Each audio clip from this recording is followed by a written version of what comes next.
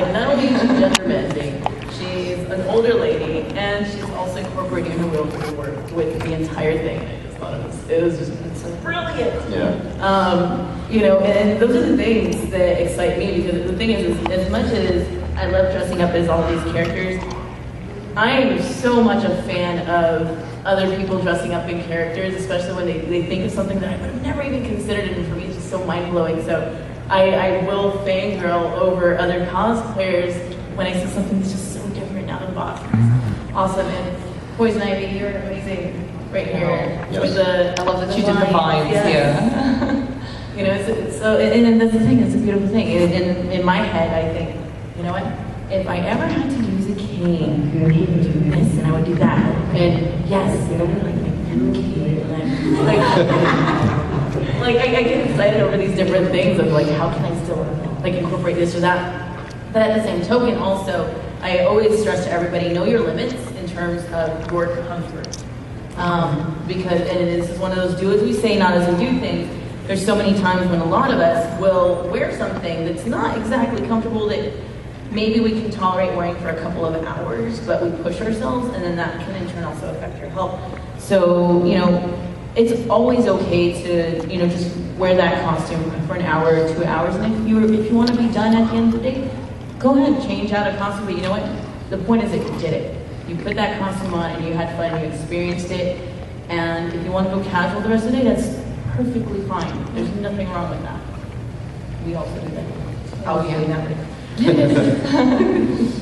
And yeah, definitely, I mean, comfort level, it's all a personal thing too. Like, so if you really don't feel comfortable wearing something at a convention, by all means, you're, you know, totally free to change out of it. If someone, you know, tries to take your photo and didn't ask and makes you feel uncomfortable, you've got all the freedom in the world to just be like, please, no, I don't want you taking my photo, and walk away. I mean, I've got some costumes that I don't necessarily feel comfortable, you know, wearing at cons, so maybe I'll wear them for like a photo shoot, and I'll have those pictures to be like, yay, I look so cute, like, but then I'd be terrified to wear it at a convention. Like, it just, you know, comfort level, and be afraid of, you know, attracting the wrong kind of people to, yeah, maybe steal some photos from behind without my permission, so try to avoid that. And you've definitely got all the power in the world to say no, or I don't want to, or, you know, just change out and have fun with your friends. That's how I feel about my Vampirella. I could never wear that to a con.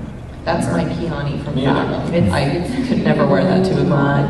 It's way too much. That I might be able to get away with that barely at Dragon Con, but that is not something that I could wear at a convention. With all those people, that'd be... No, that's what I mean though, in that setting, that's one that maybe you could get away with, but at the end of the day, for me, I always consider, you know, like I'll do photo shoots, you know, I'll do boudoir, I'll do pinup, I'll do all that stuff, but when it comes to me wearing something at a convention, I generally choose to censor myself in terms of what I wear, because a lot of my fan base are also kids.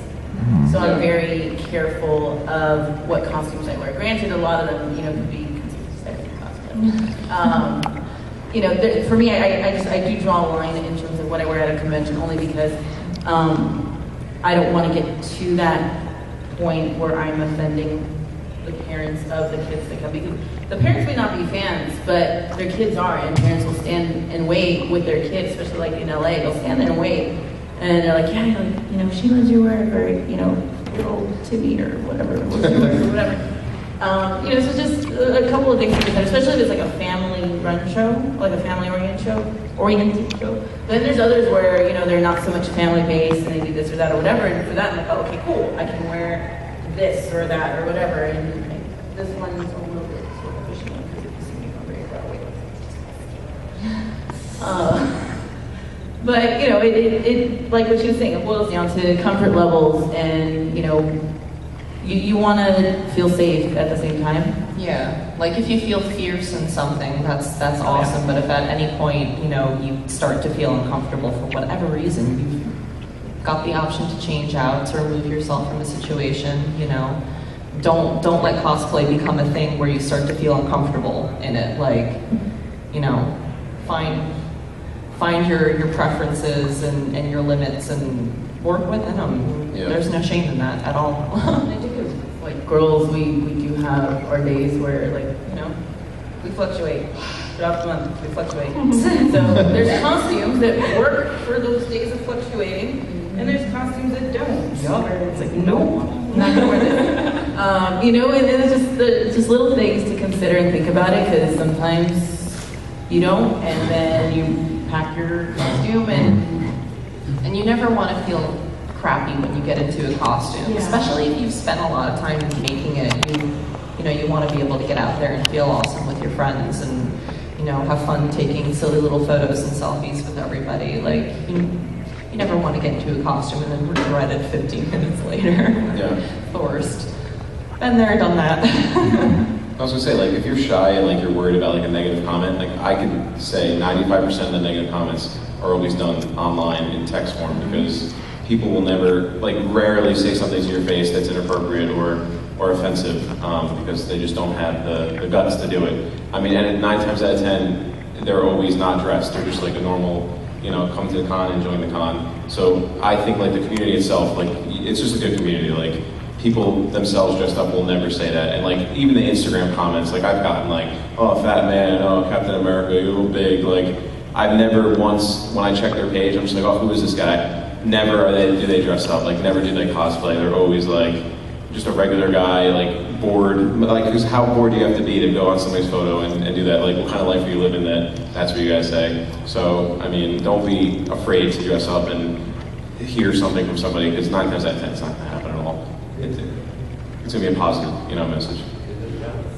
Jealousy is a thing. Sometimes, yeah, that's what it boils down to. I think that's why I made so many friends in the cosplay community, because I feel like other cosplayers are just very accepting and understanding, and, you know, they really don't care, you know, your body type, the color of your skin, you know, whatever. It's just as long as you're a good person, Yeah. you know, and you share some interests, then why not? Let's be friends. It boils down to a lot of it, like what you were saying, a lot of us have dealt with being bullied.